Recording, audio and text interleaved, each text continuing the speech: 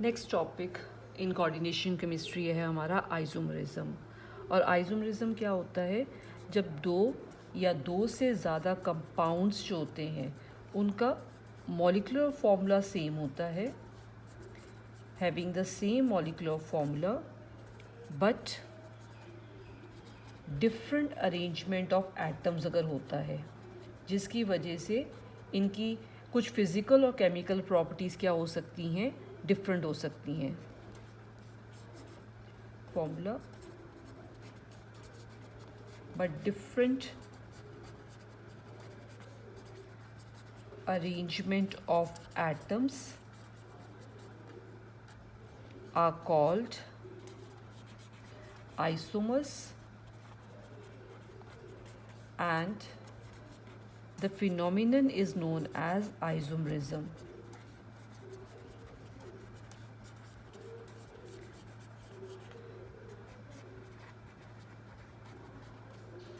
हाँ जी, आइसोमरिज्म क्या होता है? जब दो या दो से ज़्यादा कंपाउंड्स जो होते हैं उनका मॉलिक्यूलर फॉर्मूला जो होता है वो सेम होता है, लेकिन डिफरेंट अरेंजमेंट होता है एटम्स का। तो ऐसे स्ट्रक्चर्स को हम क्या कहते हैं? आइसोमर्स। ऐसे कंपाउंड्स को क्या कहते हैं? Isomers. And the phenomenon is called isomerism. अब आइसोमरिज्म जो होता है कोऑर्डिनेशन कंपाउंड्स में हमने स्टडी करना है। तो आइसोमरिज्म इन कोऑर्डिनेशन कंपाउंड्स जो है वो कितनी तरह का होता है? बेसिकली तो हम कहते हैं कि आइसोमरिज्म जो होता है वो दो तरह का होता है। फर्स्ट टाइप हमारी आती है जिसको हम स्ट्रक्चरल आइसोमरिज्म कहते हैं, और सेकेंड टाइप होती है स्टीरियो आइसोमरिज्म। सेकेंड टाइप में हमने लिखना है स्टीरियो आइसोमरिज्म। अब कोऑर्डिनेशन कंपाउंड्स में स्ट्रक्चरल आइसोमरिज्म जो होता है, जो स्ट्रक्चर आइसोमर्स होते हैं वो कितनी तरह की होते हैं? इसमें 4 टाइप्स हमारे पास आती हैं further. Linkage isomerism, coordination isomerism आएगा हमारे पास। कोऑर्डिनेशन के बाद थर्ड टाइप हम ले लेते हैं आयोनाइजेशन आइसोमरिज्म की। आयोनाइजेशन के बाद है सॉल्वेट आइसोमरिज्म। और स्टीरियो आइसोमरिज्म में 2 टाइप्स आती हैं, ज्योमेट्रिकल एंड ऑप्टिकल आइसोमरिज्म। ये हैं डिफरेंट टाइप ऑफ आइसोमरिज्म्स जो कोऑर्डिनेशन कंपाउंड्स में ऑब्जर्व होते हैं। अब इनको हम एक एक करके स्टडी करेंगे। सबसे पहले हम आते हैं स्ट्रक्चरल आइसोमरिज्म, और स्ट्रक्चरल की ये टाइप्स हम स्टडी करते हैं। तो स्ट्रक्चरल में सबसे पहले हमारे पास आता है यहाँ पर आयोनाइजेशन आइसोमरिज्म लेते हैं पहले। आयोनाइजेशन, आयोनाइज, आइंस यहाँ पे अलग अलग बनेंगे। आयोनाइजेशन जो आइसोमरिज्म है ये होता है जब काउंटर आइंस जो होते हैं वो हमारे जो कॉम्प्लेक्स सॉल्ट में होते हैं वो लाइगेंड को डिस्प्लेस करके उसकी जगह पे आ सकते हैं। तो आयोनाइजेशन आइसोमरिज्म अराइजेस जब काउंटर आइंस जो होते हैं इन अ कॉम्प्लेक्स सॉल्ट में जो काउंटर आइंस हैं वो डिस्प्लेस किसको कर सकते हैं? लाइगेंड्स को। Can displace a ligand. और अब ये जो काउंटर आयन है इसने लाइगेंड को डिस्प्लेस कर दिया, तो काउंटर आयन जो है अब हमारा वो बन जाएगा लाइगेंड, और जो लाइगेंड है वो हमारा क्या बन जाएगा? काउंटर आयन बन जाएगा। एग्जाम्पल, इस पर फर्स्ट एग्जाम्पल हम लेते हैं CO NH3 सल्फेट, और काउंटर आयन यहाँ पे कौन सा है? Br। लेकिन इसका एक और आइसोमर है जिसमें सेम हमारे पास फॉर्मूला होएगा, लेकिन अब काउंटर आयन अंदर चला जाएगा। ये किसी काउंटर आयन, इसने लाइगेंड को डिस्प्लेस कर दिया और लाइगेंड इसकी जगह पे आ गया। तो NH3 यहाँ आ गया Br, और इसकी जगह पे आ जाएगा यहाँ पर सल्फेट आ जाएगा ये वाला। तो ये एग्जांपल किसकी है? आयोनाइजेशन आइसोमरिज्म की। दूसरी एग्जांपल लेते हैं PT NH3 Cl2, यहाँ हमारा काउंटर आयन है Br2, ये 2 डिस्प्लेस हो जाएंगे। और दूसरा बनेगा हमारे पास इसका आइसोमर अब Br2 हमारा लाइगेंड बन जाएगा और Cl2 हमारे क्या बन जाएंगे, काउंटर आइंस बन जाएंगे। तो ये हमारे पास हो गया एग्जांपल्स ऑफ आयनाइजेशन आइसोमरिज्म। इसके बाद नेक्स्ट हम टाइप करते हैं सॉल्वेट आइसोमरिज्म की। सॉल्वेट को हाइड्रेट आइसोमरिज्म भी कहते हैं अगर यहाँ पे हमारा सॉल्वेंट जो है वो वाटर हो जाता है। सॉल्वेट आइसोमरिज्म जो होता है, ये जो आइसोमर्स होते हैं solvate isomers differ by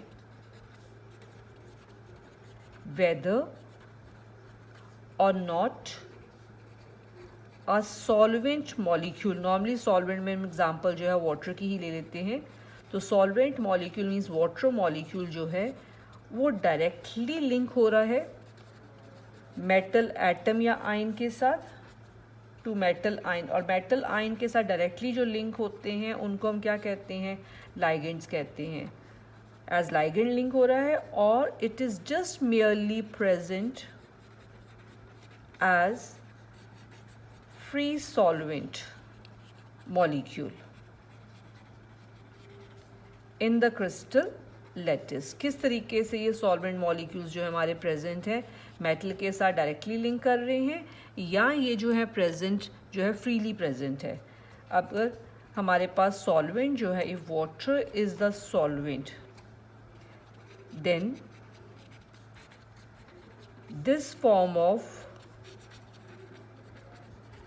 isomerism, इसको मैंने क्या कहा कि अगर वाटर होएगा तो हम इसको और क्या नाम दे सकते हैं, नोन एज हाइड्रेट आइसोमरिज्म। तो हम इसको हाइड्रेट आइसोमरिज्म भी बोल सकते हैं।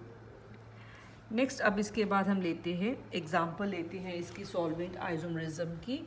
वाटर की एग्जांपल ही ले रही हूँ मैं यहाँ पर, CrH2O6Cl3 हमने लिखा यहाँ पे, ये कॉम्प्लेक्स ले लेते हैं। अब इसमें क्या है, एक वाटर मॉलिक्यूल जो है हम रिमूव कर देते हैं, उसको एज काउंटर आयन ले लेते हैं और एक Cl जो है अंदर चला जाएगा। बट वाटर मॉलिक्यूल्स का नंबर अंदर कोऑर्डिनेशन स्फीयर में और बाहर अगर चेंज हो जाता है तो ऐसे आइसोमर्स को याद रखना कि हम क्या कहते हैं, इनको सॉल्वेट या हाइड्रेट आइसोमर्स कहते हैं। अब ये एग्जांपल लेते हैं एंड अब वाटर यहाँ से हम बाहर डिस्प्लेस कर देते हैं। तो अगर वाटर का ही नंबर सिर्फ चेंज हो रहा हो कोऑर्डिनेशन स्फीयर में और एज काउंटर आयन, तो इनको हम सॉल्वेट या हाइड्रेट आइसोमरिज्म में लेंगे। नेक्स्ट इसके बाद आते हैं थर्ड टाइप स्ट्रक्चरल आइसोमरिज्म की, that is the linkage isomerism. Third is linkage isomerism. Linkage यहाँ पे इसके लिए हमने लेना है एम्बीडेंटेड लाइगेंड, क्योंकि लिंकिंग एटम यहाँ पे क्या होएगा, डिफरेंट होएगा। This type of isomerism arises due to presence of an ambidentate ligand in a coordination compound. Example, CONH3 NO2 2+, और दूसरा मैं ले रही हूँ CONH3 ये एम्बीडेंटेड लाइगेंड है, यहाँ पे लिंकिंग एटम है नाइट्रोजन। दूसरे आइसोमर में हम ले लेते हैं ONO, यहाँ पे लिंकिंग एटम कौन सा हो गया, ऑक्सीजन हो गया। अगर हम इनकी स्ट्रक्चर्स बनाएं तो 6 लाइगेंड है, यूनिडेंटेड लाइगेंड है, तो ये ऑक्टाहेड्रल ज्योमेट्री दिखाएगा इस तरीके से। CO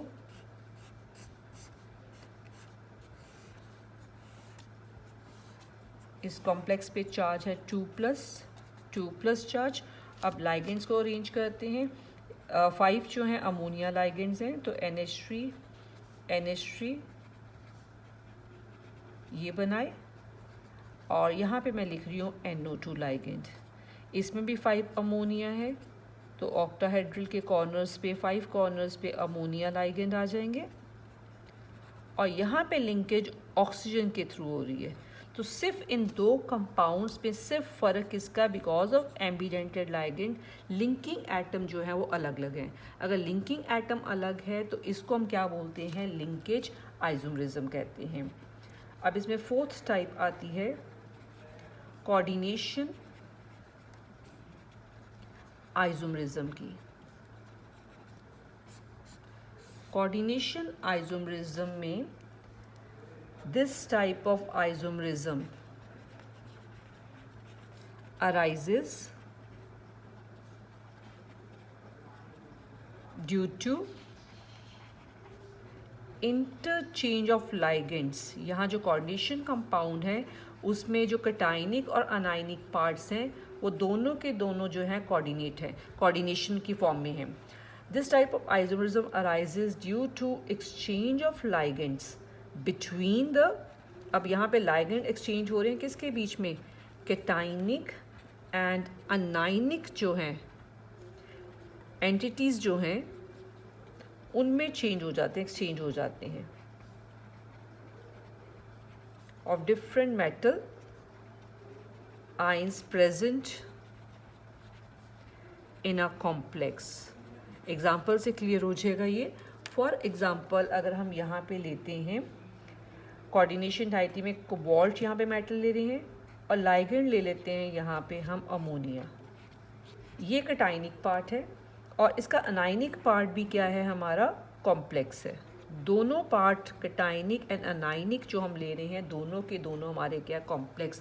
तो इसी से पता चल जाता है अगर हमारे पास ऐसा कोई कंपाउंड आता है जिसमें दो कोऑर्डिनेशन स्फीयर्स आ रहे हैं, वो हमारी एग्जांपल होगी कोऑर्डिनेशन आइसोमरिज्म की। यहाँ कोबाल्ट लिंक कर रहा है अमोनिया लाइगेंड के साथ और यहाँ पे क्रोमियम लिंक कर रहा है विद द सियानो ग्रुप के साथ।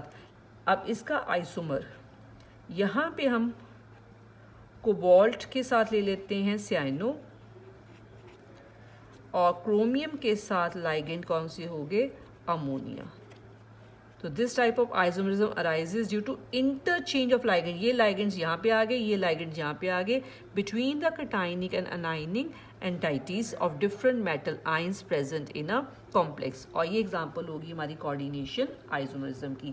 तो ये हमारी 4 टाइप ऑफ कंप्लीट हो जाते हैं स्ट्रक्चरल आइसोमर्स। अब स्ट्रक्चरल आइसोमर्स के बाद हम आते हैं स्टीरियो आइसोमरिज्म पे। अब स्टीरियो आइसोमरिज्म भी हमारा 2 टाइप का है, geometrical and optical. So first we do geometrical isomerism.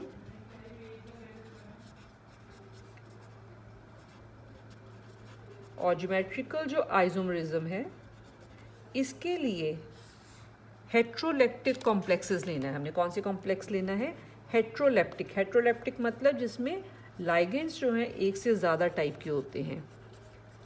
This type of isomerism arises in heteroleptic complexes.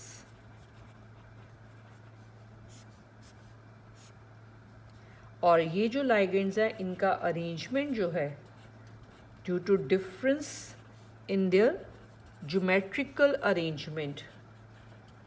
Geometrical arrangement जो लाइगेंड्स है उनका मेटल एटम या आयन के अराउंड क्या है, डिफरेंट है, जिसकी वजह से ये कौन सा आइसोमरिज्म दिखाते हैं, ज्योमेट्रिकल आइसोमरिज्म शो करते हैं सेंट्रल मेटल आयन।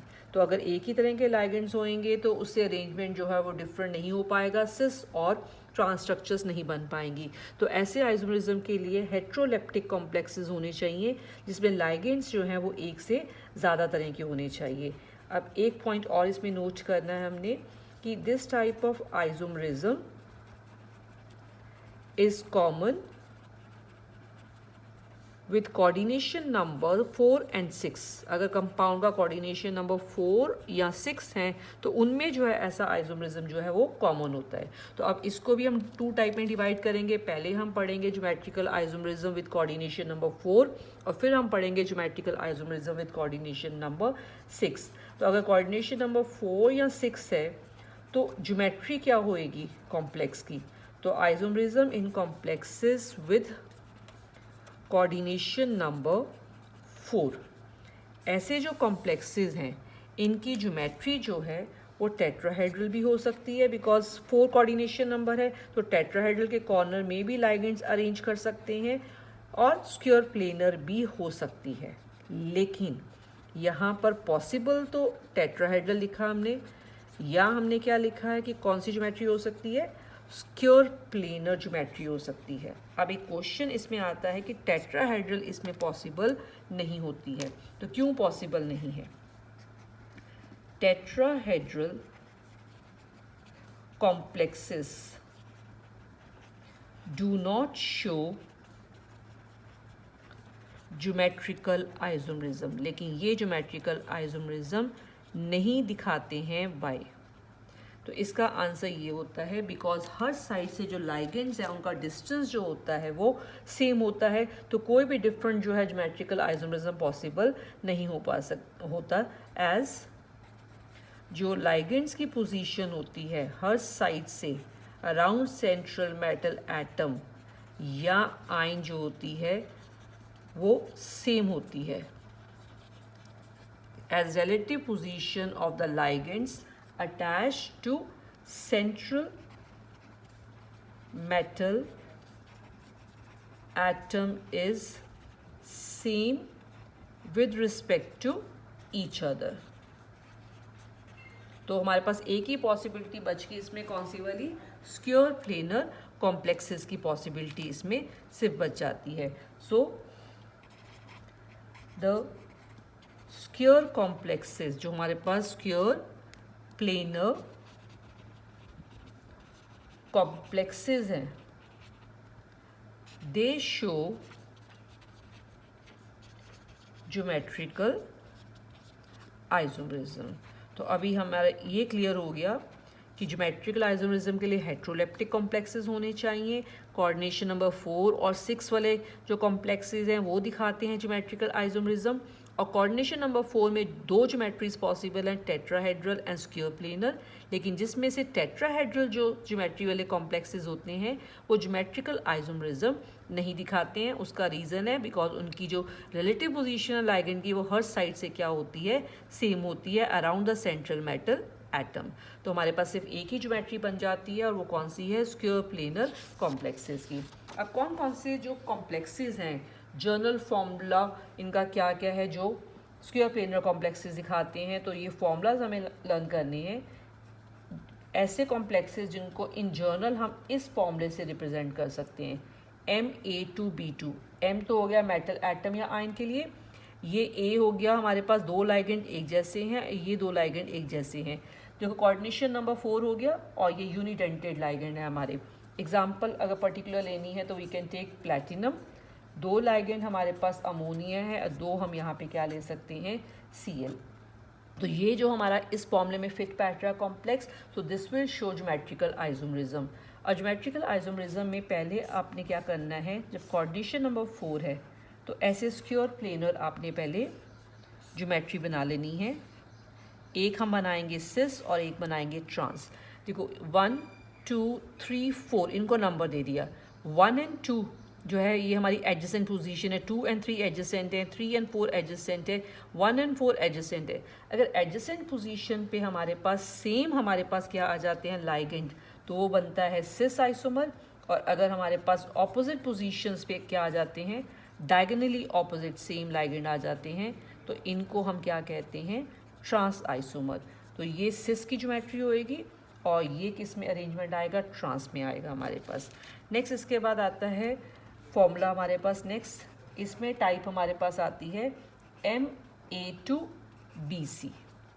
तो 2 लाइगेंड एक जैसे हैं और ये वाले हमारे क्या अलग, लेकिन टोटल हमारे पास 4 यूनिडेंटेड लाइगेंड है, तो कोऑर्डिनेशन नंबर यहाँ पे क्या है हमारा 4 है। एग्जांपल जैसे CO NH3 whole twice Cl and Br ले लेते हैं, ये एग्जांपल ले लेते हैं। इसमें भी सबसे पहले हमने स्क्वायर प्लेनर ये पहले कॉम्प्लेक्स बना लेने हैं। सेंट्रल में यहाँ पे हमने मेटल लिखना है। अब ये सेम वाले जो 2 लाइगेंड्स हैं इनको प्लेस करो, अगर एडजेसेंट प्लेस करेंगे तो सिस बन जाएगा, अगर इनको डायगोनली ऑपोजिट करेंगे तो वो क्या बन जाएगा, ट्रांस। और बाकी जो B और C है बाकी पोजीशन पे कहीं पे भी इसको अटैच कर लो। तो ये हमारा सिस और कौन सा बन जाएगा, trans isomer with this formula. ये 2 टाइप होगी। इसके बाद इसमें एक और टाइप हम लिखते हैं, टाइप जिसको रिप्रेजेंट करते हैं with journal formula MABCD। MABCD चारों लाइगेंड्स हमारे यहाँ पर क्या हैं, डिफरेंट है। अब ऐसे जो कॉम्प्लेक्सेस हैं दे शो 3 आइसोमर्स, और ये 3 आइसोमर्स हमने बनाने कैसे हैं, 3 पहले हम बना लेते हैं स्क्वायर प्लेनर। सेंट्रल में हमारे पास मेटल आएगी, और लाइगेंड्स को कैसे अरेंज करना है, इसमें हमने करना है एक लाइगेंड की पोजीशन को फिक्स यहाँ पे। इसको बनाने के लिए जो हम 3 आइसोमर्स बनाने हैं, इनको बनाना कैसे, एक लाइगेंड की पोजीशन को क्या कर लो, फिक्स कर लो, और इसके डायगनली ऑपोजिट जो ट्रांस पोजीशन है वहाँ पे हम जो लाइगेंड्स को चेंज करते जाएंगे। यहाँ मैंने B लिखा, यहाँ C लिख लेते हैं, यहाँ पे क्या लिख लेते हैं, D लिख लेते हैं, और बाकी पोजीशंस पे बाकी जो 2 बच के हैं उनको कैसे भी हम इनको अरेंज कर सकते हैं। यहाँ पे AC और हमारे पास BD बच गया, यहाँ पे D था तो हमारे पास क्या बच गया, यहाँ पे B और C बच गए। तो इस तरीके से हम ये 3 आइसोमर्स बना सकते हैं अगर जनरल फॉर्मूला क्या आता है कॉम्प्लेक्स का, MABCD। चारों लाइगेंड्स हमारे क्या आते हैं, डिफरेंट आते हैं यहाँ पे।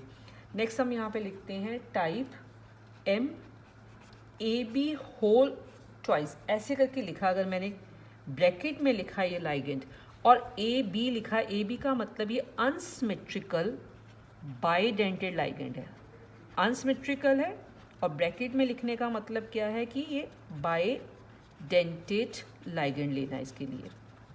अब अनसिमेट्रिकल का मतलब क्या होता है, मैं एग्जांपल यहाँ पे ले रही हूँ ग्लाइसिन की, GLY, फॉर्मूला इसका होता है H2NCH2COO-। अगर इस लाइगेंड को कहीं से भी सेंटर से हम ब्रेक करने की कोशिश करते हैं तो 2 पार्ट्स जो बनेंगे वो डिफरेंट बनेंगे। अगर दोनों पार्ट डिफरेंट बनते हैं तो ऐसे लाइगेंड को कहते हैं अनसिमेट्रिकल लाइगेंड कहते हैं। एग्जाम्पल यहाँ पे ले लेते हैं इसके लिए, प्लैटिनम और ग्लाइसिन, ये 2 लाइगेंड हमारे हो गए। ये हमारा हो गया अनसिमेट्रिकल बाइडेंटेड लाइगेंड। तो पहले इसके लिए हमने क्या बनाना है, यहाँ पे स्क्वायर प्लेनर ज्योमेट्री बना लेते हैं ये वाली। अब इसमें मैं AB लेके नहीं कर रही हूँ, मैं पर्टिकुलर एग्जांपल लेके इसको एक्सप्लेन कर रही हूँ। यहाँ सेंटर में प्लैटिनम है। अब देखो यहाँ पे, अब ये बाइडेंटेड लाइगेंड है। बाइडेंटेड लाइगेंड का मतलब ये 2 तरफ से बॉन्ड बनाएगा। अगर ये 2 पोजीशंस में लेती हूँ, यहाँ से लाइगेंड जो है, एक ही लाइगेंड यहाँ से 2 बॉन्ड बनाएगा। यहाँ मैं NH2 लिखती हूँ, then CH2, C double bond O, और यहाँ पे क्या लिख रही हूँ, O लिख रही हूँ, ये वाला। ये हमारा हो गया ग्लाइसिन। अब इस साइड से भी मैं NH2 से शुरू करती हूँ और इसको ख़त्म भी किस पे करते हैं, ऑक्सीजन पे करते हैं। ये हमारा सिस आइसोमर है। ट्रांस बनाने के लिए देखो क्या करना है हमने, NH2 CH2 C double bond O ये लिखा मैंने। लेकिन अब इस साइड की तरफ मैं यहाँ से शुरू करती हूँ, NH2 CH2 C double bond ONO। ये इसने इधर से कोऑर्डिनेट बॉन्ड बनाया और इधर से 2 बॉन्ड बना लिए, तो बाइडेंटेड लाइगेंड। ऐसे इस वाले ने एक इधर से बॉन्ड बनाया और एक इधर से बॉन्ड बनाया, तो टोटल कितने बॉन्ड्स बन गए, 4। कोऑर्डिनेशन नंबर कितना हो गया, 4। This is trans. देखो ऑपोजिट, डायगनली ऑपोजिट सेम वाले एटम आगे OO, यहाँ पे एडजेसेंट पोजीशन पे सेम एटम आगे, तो ये हमारा बन गया सिस आइसोमर बन गया। तो ये हमारे आइसोमर्स बन गए। कोऑर्डिनेशन नंबर 4 वाले जो हैं, इनको हम इन 4 फॉर्मूला के साथ रिप्रेजेंट कर सकते हैं, MA2B2, MA2BC से, MABCD से एंड MAB होल ट्वाइस से इसको हम रिप्रेजेंट कर सकते हैं। तो ये हमारा कंप्लीट होता है isomerism in complexes with coordination number 4।